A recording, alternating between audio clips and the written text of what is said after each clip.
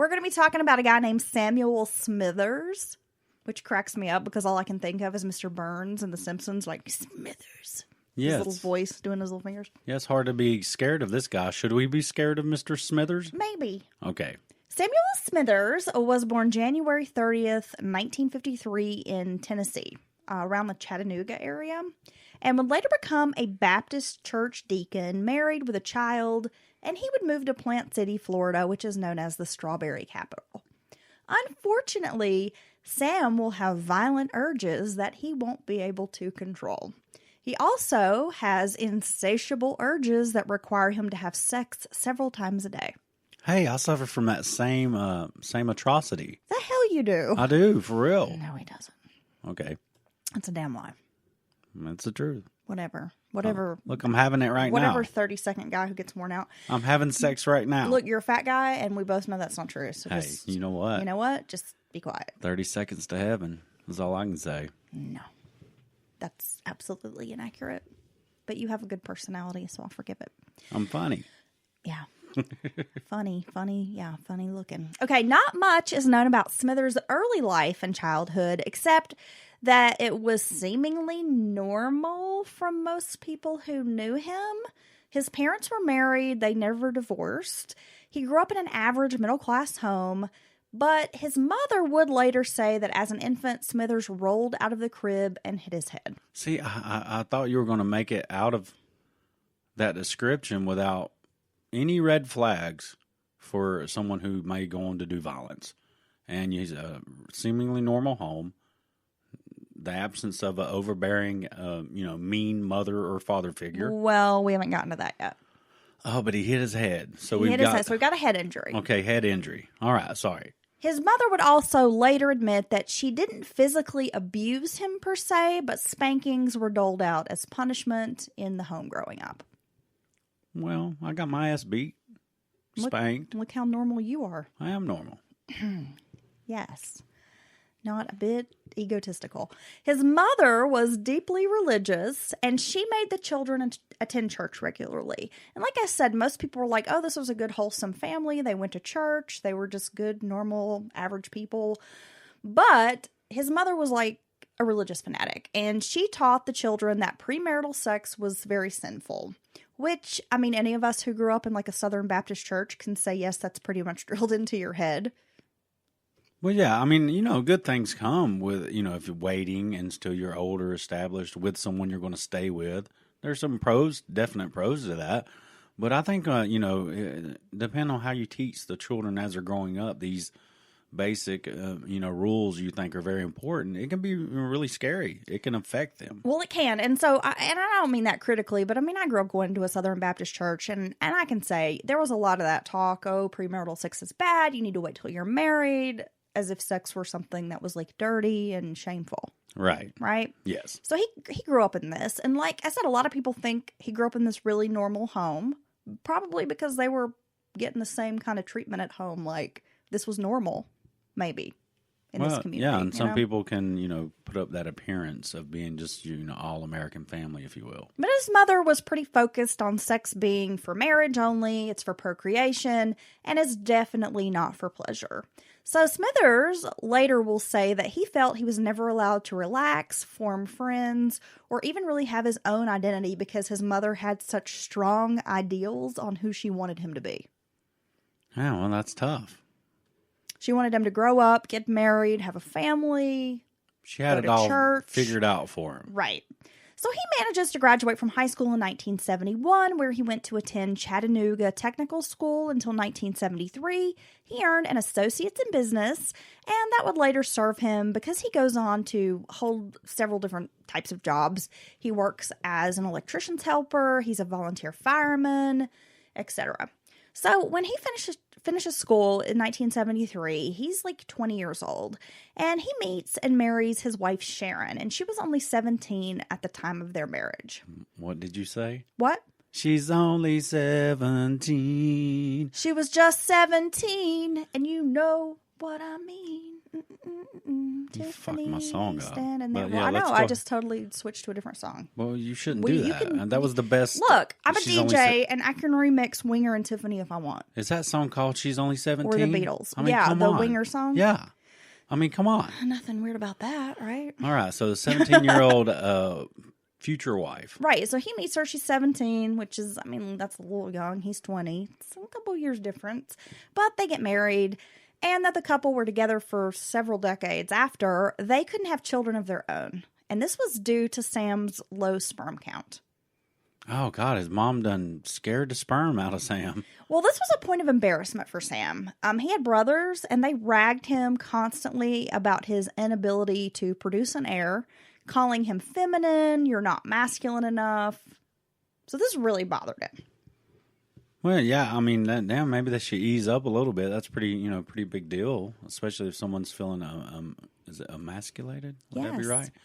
Yeah, I mean, maybe they shouldn't. I'm sure it's in jest for the most part, but, just keeping on and on and on and on about it as everyone gets older. They're having kids, families, I'm sure. Yeah, I guess so. It bothers Sam, right? Yeah, it does. When they received this news, the couple decided to adopt a child. They were able to adopt a boy, and they named him Jonathan. And from what I understand, they were able to adopt him as a baby, as an infant. So they were pretty much able to raise him as, this is our child. Everything's good. And by all accounts, Smithers was a loving husband and father. People who knew the man described him as a hard worker. He always had steady employment. He was a respected person. He was an active member of church, eventually becoming a custodian at the First Baptist Church in Plant City when they moved to Florida. Now, in 1979, Smithers became a full-fledged deacon at his church in Tennessee. In 1980, his church catches on fire. Oh, no. Smithers happened to be present at the church when the fire broke out. So he manages to put the fire out and is hailed a hero. Investigators were able to determine that the fire was a result of arson. Somebody had poured gasoline on a pillow and set it on fire. Now, Smithers happened to be at the church with two other people, so all three were considered suspects. So while the fire department is there investigating, they've pretty much put the church in like a lockdown situation. There's only 3 people there being questioned. You can't leave. We need you to hang tight. Whatever. Another fire breaks out in the church 2 hours after the first fire.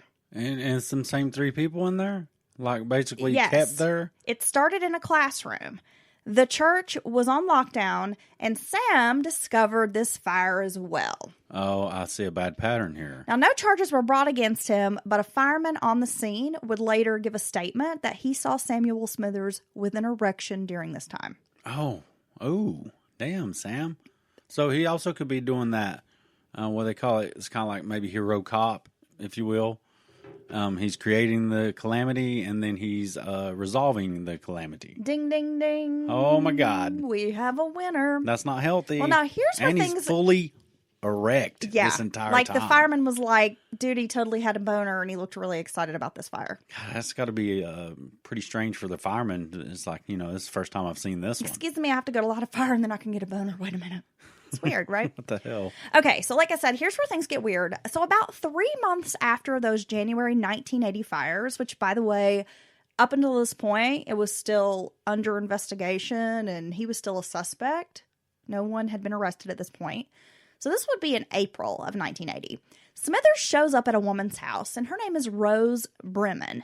Now, Smithers knocks on the door and tells her, you need to call the police. Your vehicle is on fire. Oh, no. But he has an extinguisher in hand and attempts to put the fire out.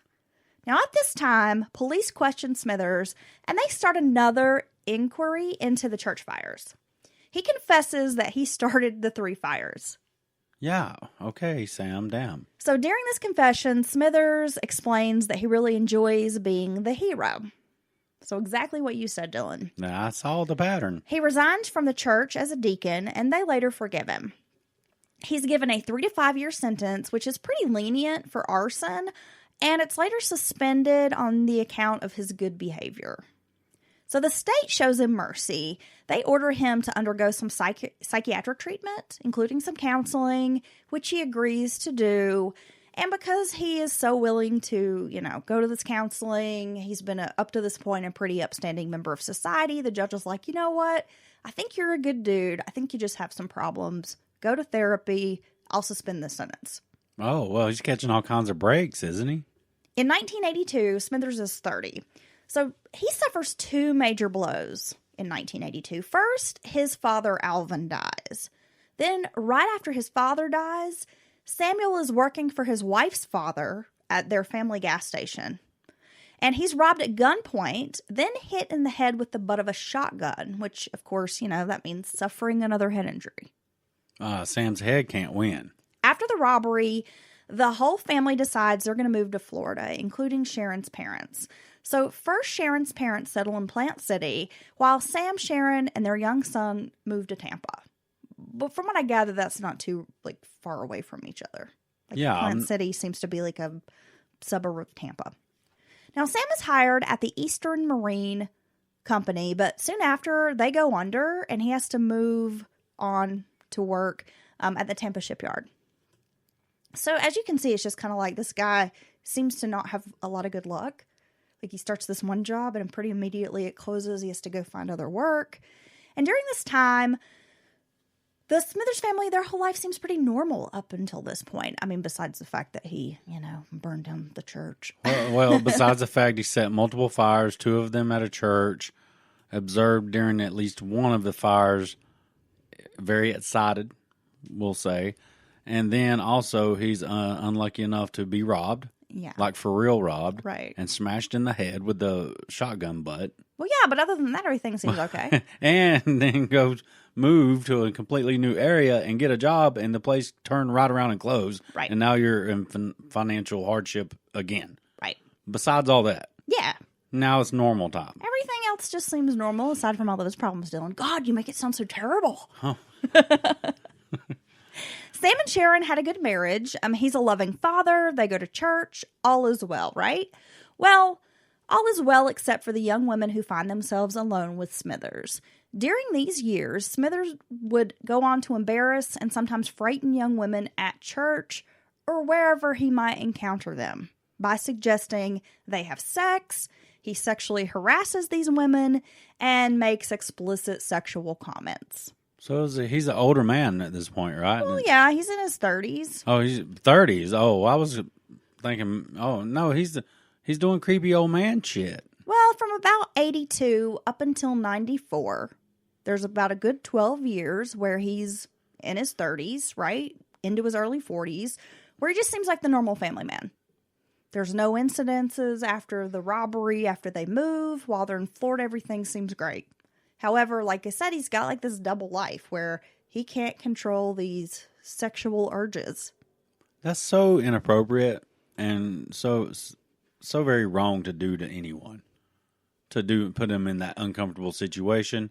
I mean, it's even a small example of that is just some girls at the market just trying to buy milk, and you're all, hey, what's going on? And, right. And making her have to explain to you whether or not she is in. She's just trying to get milk, dude. Leave her alone. She don't have to tell you she has a boyfriend or a husband or any of that shit. Just leave her alone. Well, let alone blatantly.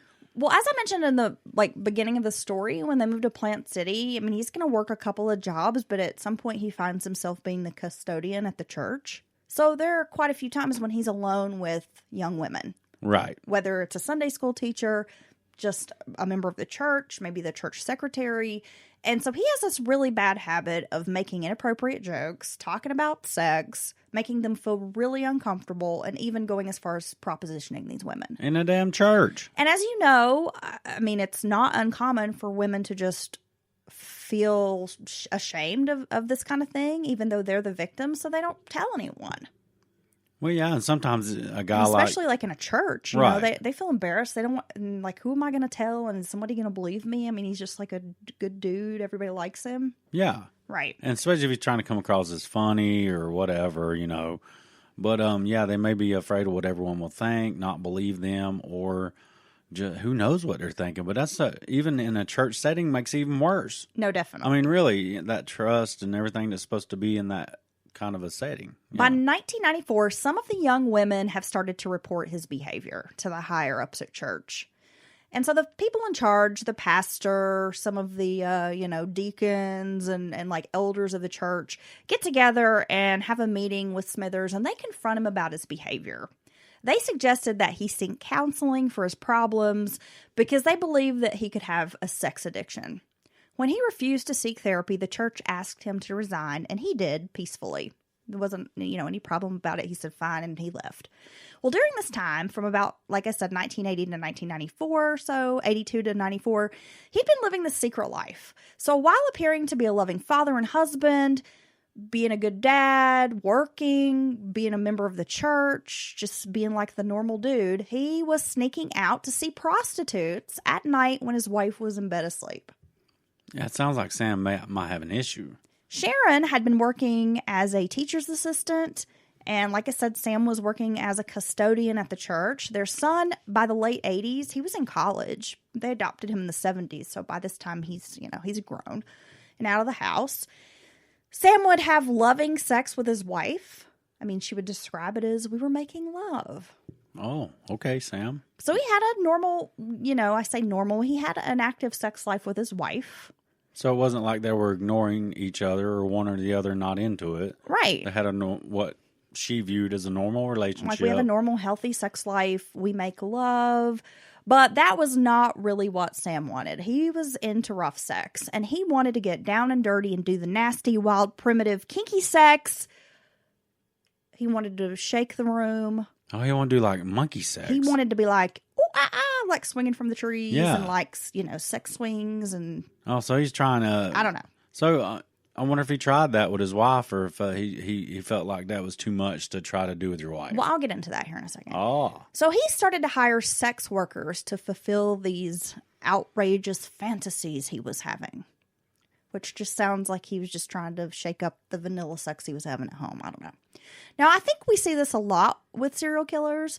They have that whole Madonna and horror complex where it's like they view their mother or their wife in this very saintly way, but then they see other women as just objects. Yeah, I think that's common. Very common. I mean, Ed Gein, I think of him specifically, and others who grew up in like deeply religious homes where sex is considered dirty, shameful, and they carry that shame with them. So then they want to do these things, but then as soon as they are able to have that release, they instantly feel bad. Right, and therefore, like to say that their wife or the mother of their children or things like that, they couldn't do that. That's like the mafia guys who have the, whatever they call it, the girlfriend on the side. They do all that kind of whatever stuff. Oh, we're talking about like The Sopranos? Yeah. Where like, what's the uncle's name? Well, I get what? What's Tony's uncle's name? Shit. Is it Vito? Oh, God. It's Junior. Junior. Yeah, That's Junior. Because like Junior has the side piece. Right. And Tony finds out that Junior's like, he'll go down on the girlfriend. Oh, and all well. those Italian guys are like, oh, no, man. No, you don't do that. Right? Yeah, that's pretty funny. But yeah, they don't that's want... all I'm sorry. That's what my mind immediately thinks about. Their wife is kissing the kids and, taking care of the home, so they don't want to... So, well, my wife's kissing my kids, man. I can't be putting my dick in her mouth. Well, Like yeah, that kind of basically, thing. yeah. I mean, that's the thought process. Pardon my language, folks. Yeah, so Friday nights I'm a was... disgusting, dirty person. What is it? Friday nights was for the girlfriends and Saturday nights for the... Maybe it got that opposite. That's Anyway. in Goodfellas, yeah. Yeah, well, it's the same concept. Yeah, they take the wife to the Copa on Friday, and then Saturday it's like they bring the girlfriend. Yeah. Exactly. Yeah, so here he's not trying these things. He's not doing these things with his wife. But, I mean, that's rather extreme to have sex with your wife, a normal evening at home, and then get up and sneak out and go see a prostitute. I mean, that's pretty extreme. Well, yeah, that would never work for us. I'm a very light sleeper. No, you could not do any sneaking around you. That's for sure. You could make a noise, and I'm like, shut up, you're waking me up. Yeah, I'm like, shit. I'm not even in the room. In 1995, Sam Smithers began cutting grass and landscaping for a woman named Marion Whitehurst. And it's my understanding that after he was let go from the church, this woman approached him to be a caretaker for this large piece of property that she owned. Well, Sam just keeps on getting lucky. It was like 27 acres, and it sounds like, just from what I was researching, like there was some really big, large house on this property, like almost like a mansion, right? She didn't live there. She had inherited this property, I guess, but it needed some work. And so Whitehurst knew Smithers from church, and she planned to sell this property. And she was hoping that Smithers could help her, like, get it back into shape. Had a lot of grass to be cut, needed a lot of landscaping, needed a lot of work. Because, it was just like an old house. Yeah, it sounds like almost an estate with some grounds and, acreage with it. Ponds. Trees to maintain and clear out and things of that nature. Yep. Okay. So Smithers was given keys to the gate and the garage, but not to the inside of the house. And during this year, he had a hard time in 1995 as well. His mother-in-law passed away. A month later, after she died, his father-in-law suffered a serious stroke. Then right after, his wife's grandfather died. It sounds like Sharon had a bad year, as well as Sam, and I imagine that put strain on the marital relationship. Well, definitely. She has multiple losses right there in a row. Probably depressed, sad.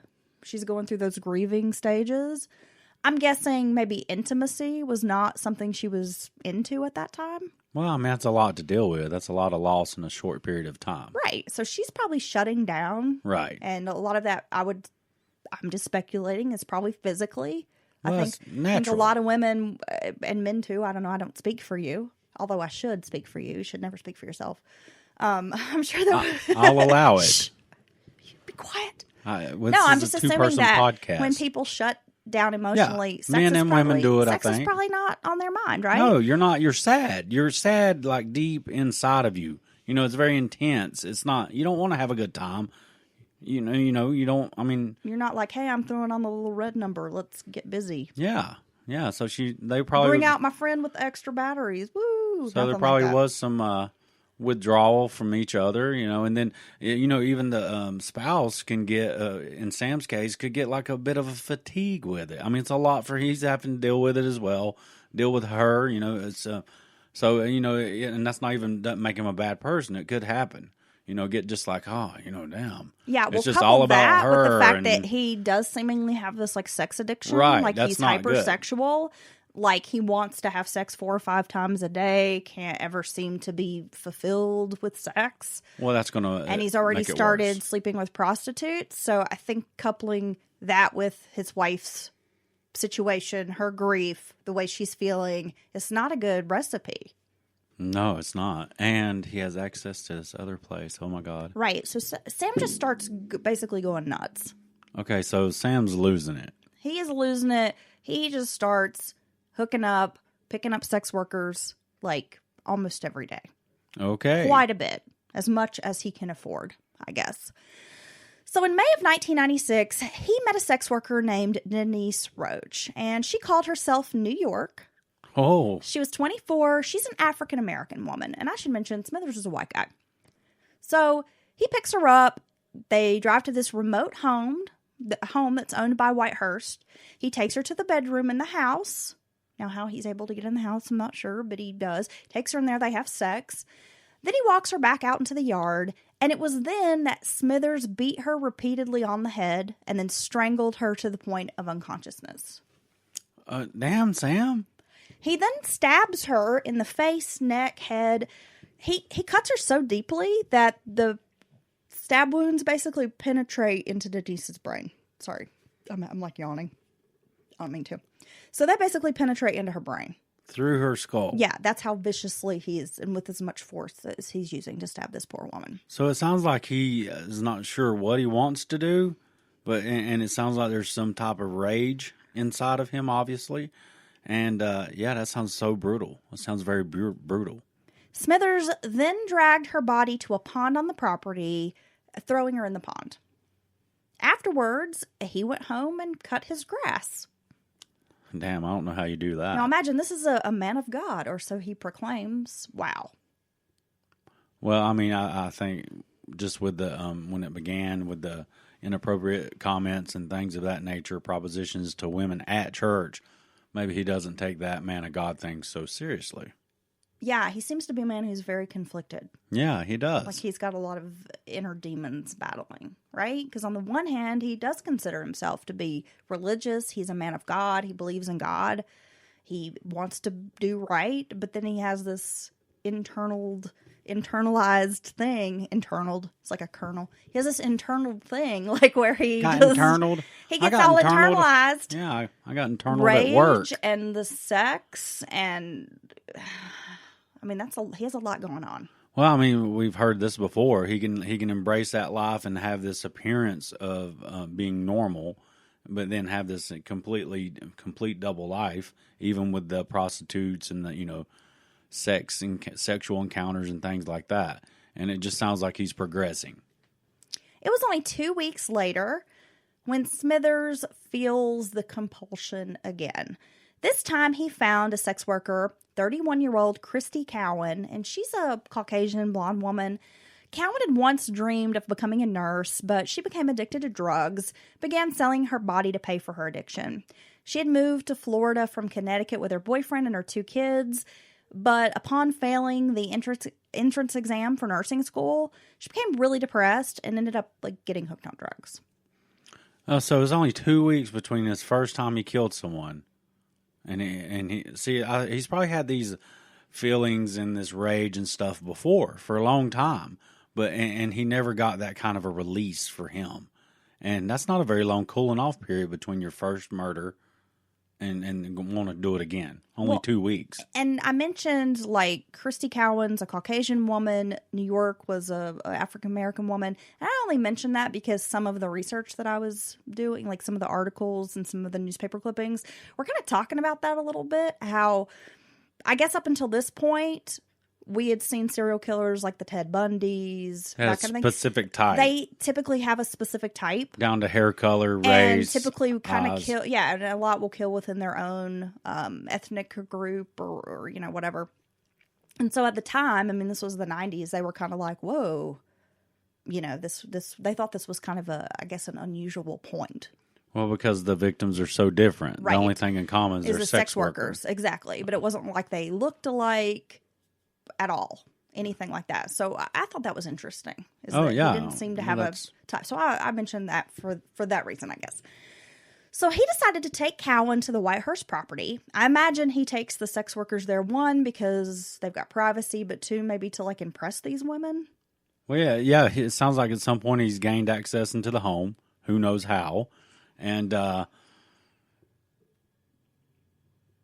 I think he's definitely impressing, maybe acting like he lives there or something, or runs it, or making a way bigger deal than just a damn, cutting the grass and stuff. Right. I mean, he seems to me to be the kind of man that's probably bragging, this is my house. Right. Come to my mansion. And it's secluded, and he knows what he wants to do. He has sex with her, then takes her out through the home's garage.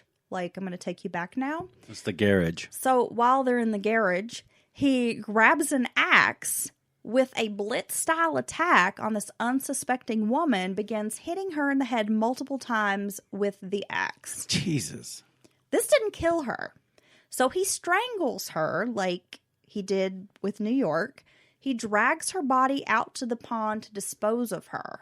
But as he's kind of rolling her down the embankment towards the pond, at that very moment, he hears a car pulling up. It's Marion Whitehurst, the home's owner. Oh, my God. She stopped when she saw Smithers, and then her eyes immediately diverted to a pool of blood on the garage floor. Oh, yeah. He hasn't had time to clean up. No. Smith, still holding this axe, approaches her and starts stammering, "Oh, someone must have killed a squirrel." Yeah, a 40-pound squirrel, dude? That's a lot of blood. Then he kind of freezes up because he can hear Christy Cowan moaning. He had not killed the woman. She was still alive and somehow had managed to kind of crawl out of the pond, just enough to cry for help. This would be comical if it wasn't so scary and tragic. Alarmed, Mrs. Whitehurst drives away frantically, as you can imagine, and takes herself to the nearest law enforcement agency, which happened to be the sheriff's office. While she is gone, Smithers grabs a garden hoe to finish off Cowan.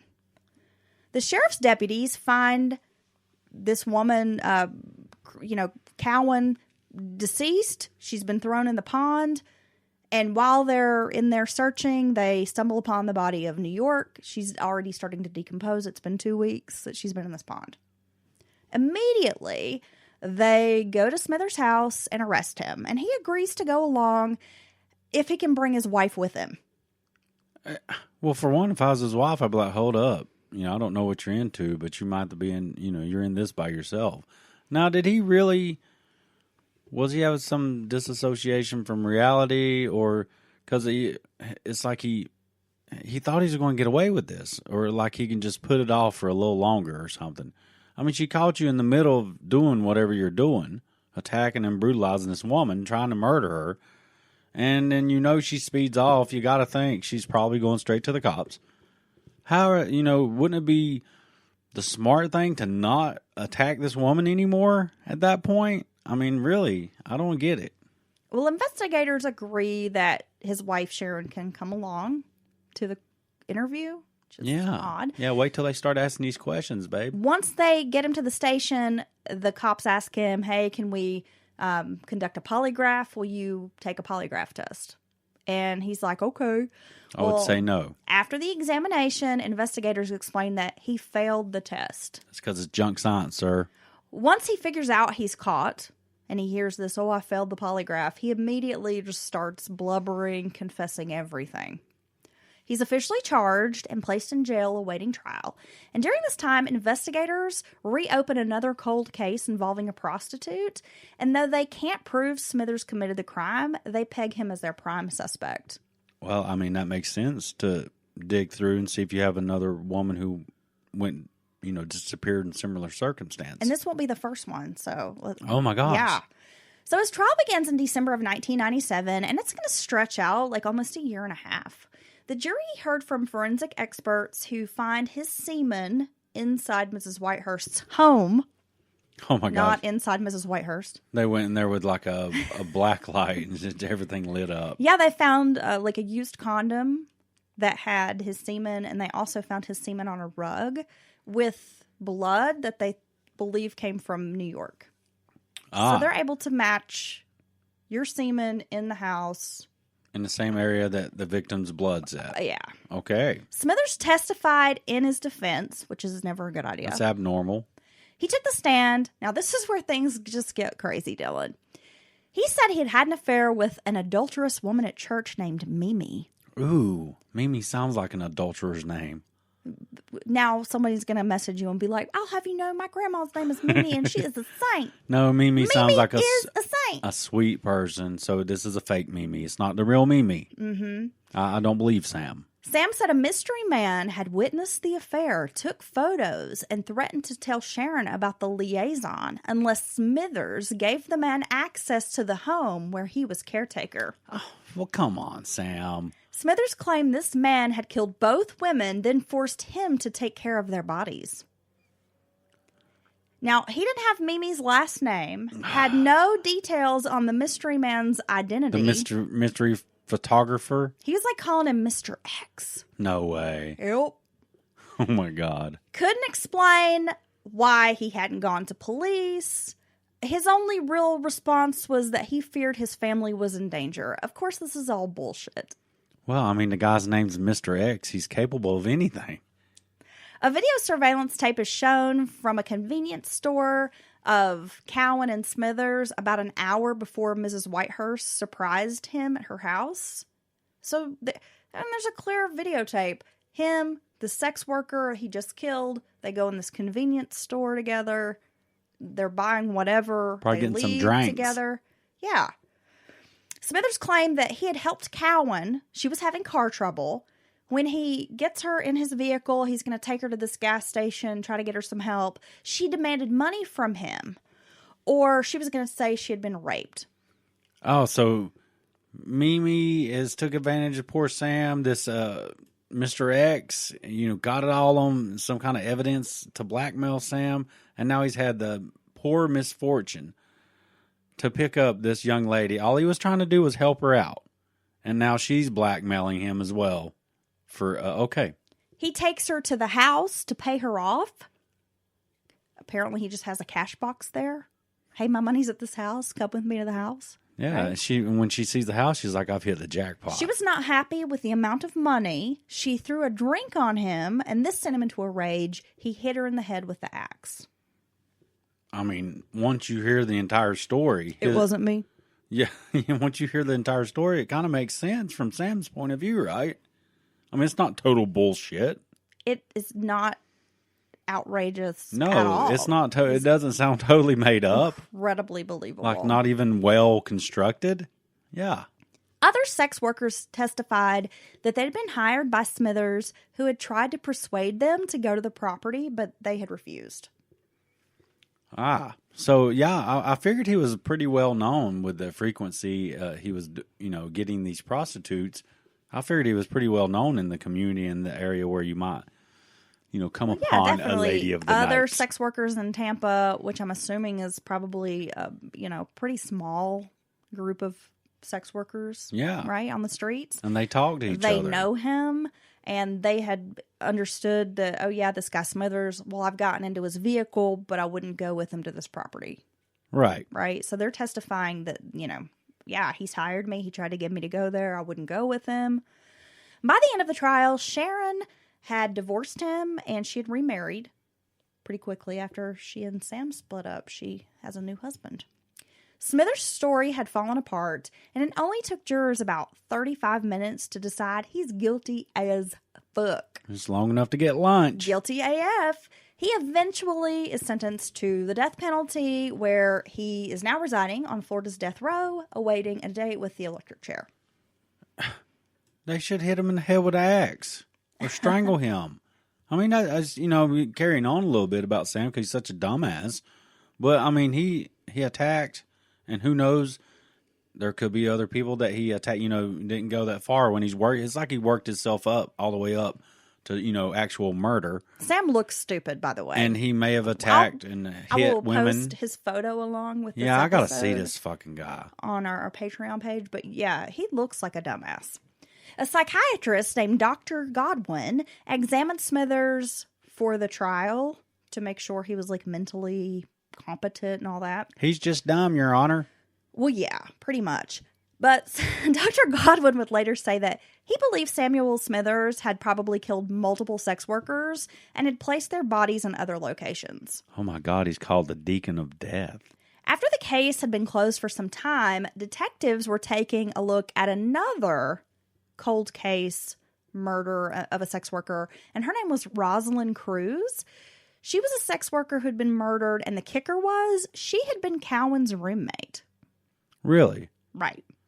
What the hell? So authorities really don't believe that he only killed these two women. And you've got a psychiatrist trained in the art of psychiatry, I don't know, who's looking at this guy like, I'm pretty sure he's done this before with multiple sex workers, and he's just put them in other places. It just so happened he got caught in this one location. Well, I think you could. That's an easy thing to say and believe. He looks like a total dumbass too, by the way. I looked him up. Yeah, I'm gonna post his picture. Yeah, you guys can see. He looks stupid. He looks like a stupid, but the scary. woman who, I said the woman Mimi. We're going to hear from Mimi's grandchild, and they're going to be like, I'll have you know Mimi is married to a man who looks just like him, and he's a saint. Mimi and him are saints. I'm just kidding, guys. She would never adulterate, and he's very smart. Right. You son of a bitch. You take that back, what you said about Mimi and Sam. Yeah, Mimi and my pop-up. Pop-up. My stat pop-up. Pop-up Sam. Police fingered him as a suspect in the 1989 murder of a woman named Marcel Delano. She was another Tampa Bay sex worker. He was found in an overgrown swamp area in a place very close to where Smithers had murdered and dumped those other two women.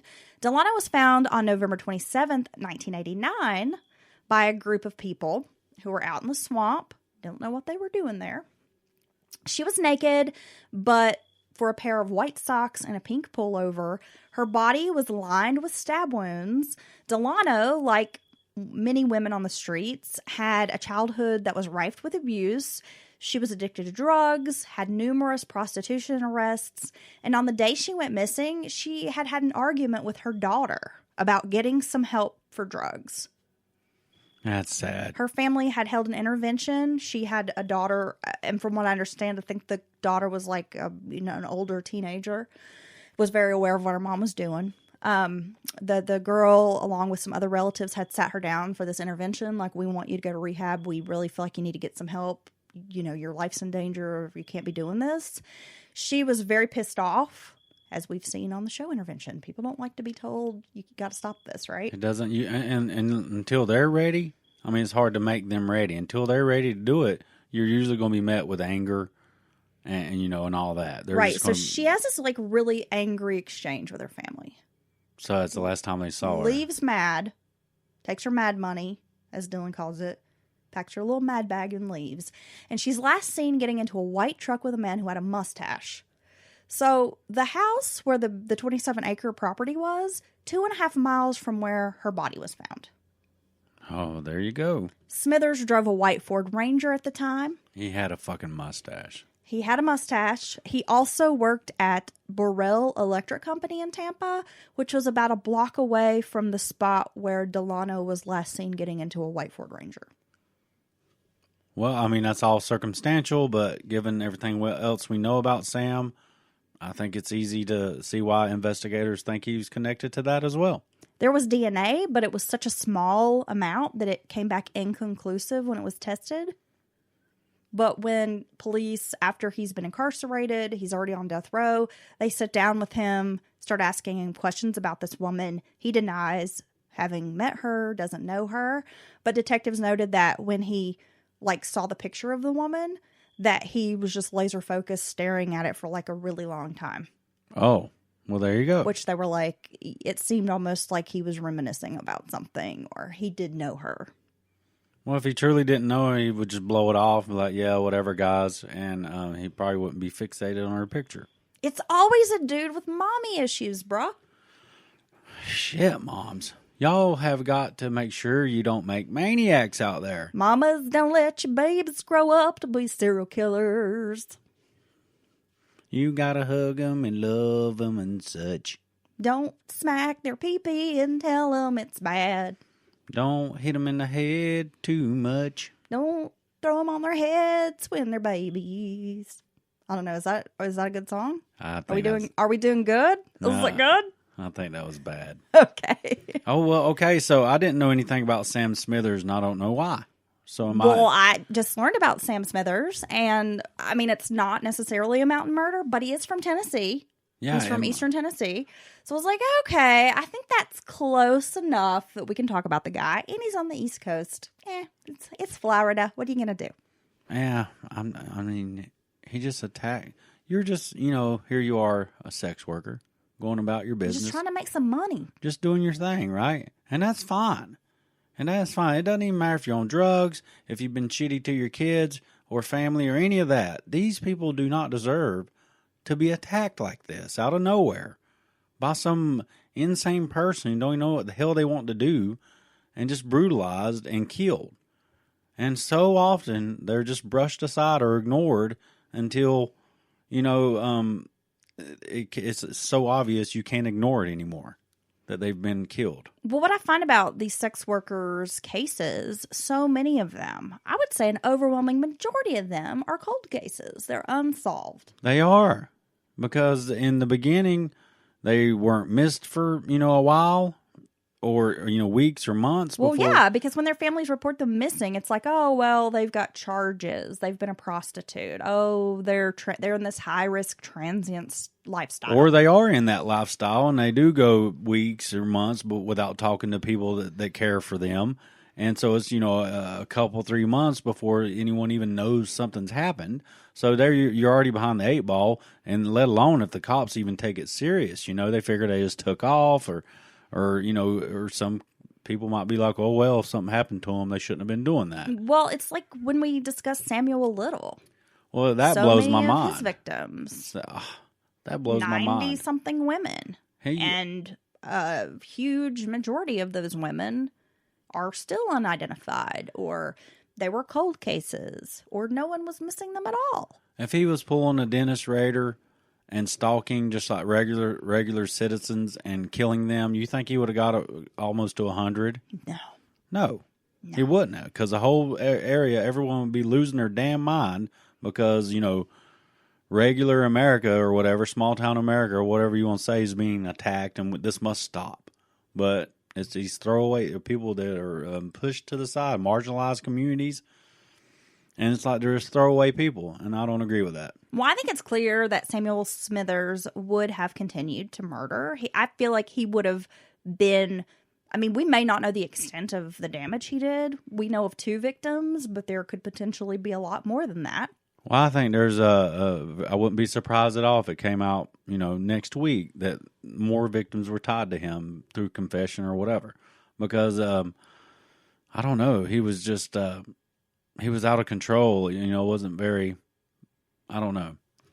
Well, wasn't very cunning. It seems like he was just doing what he could when he had the opportunity to do it. Well, It just seems like you don't just all of a sudden flip a switch and murder a sex worker. I mean, as we've seen these people, their behavior evolves or it progresses. They might start out, picking up sex workers. That might turn into they rape a sex worker. Or beat her. Or they beat her, they strangle her. That might happen a few times before him. Yeah, exactly. But in this case, Dylan, he preys on women, I'm just right? trying to do the right thing. Okay. I get you. I want to include everybody. Right, I get it. The boys got to get it down on the corner, too. I get it. You're inclusive. It's fine. But I just think, he didn't just escalate to one day he just randomly attacks a sex worker. No, that's what I was saying. So I feel like he's likely killed before. Yep. He definitely would have killed again. And to say that there were only the 2-week, resting, cooling off period that's not between very long. murders is not long at all. I mean, with these serial killers, normally they'll take, 6 months, a year, 2 years, well, their 3-year first periods. murder usually sustains them for a while. Right. And then they're trying to figure out exactly what they want to do. They get better at it, all that stuff. But no, 2 weeks is not a very long cooling off period at all. So that really leads you to believe that, who knows, this could have been his 3rd, 4th, or 6th victim. I'm really glad he was caught. Yeah, I'm glad he was caught red-handed. I mean, that's really scary. That poor woman was traumatized as well, pulling up to a scene like that. But, thank God she got away and got, to get help and stopped him because she saved other people's lives. She definitely did because no doubt he would have it. probably turned around and done this again and again and again. Yep. So thankfully he was caught early on, we hope. Man, fuck Sam Smithers, dude. I know. I want to just confront this dude. I'm going to write him a letter and be like, you are such a fucking basic bitch, bro. Why don't you give me some more cliches? Oh, my mommy was mean to me, so I grew up and killed sex workers. Oh, How yeah. original are you? Yeah, I'll be like, strangle me, dude. Yeah, strangle this. You basic. You basic Samuel Smithers. I'll be like, Sam got me fucked up. Sam got me fucked up. Start clapping my hands. That's when people at work be like, what the fuck is about to happen? Yeah. I'll be like, y'all done took me there. You got me fucked up. Okay, I'm concerned. I don't know what that means. I'm concerned. It means that you think I am someone that I am not, and I'm about to prove to you that I am not that person that you think I am. That's what that means. Okay. Yeah. On that note, oh. thanks, patrons.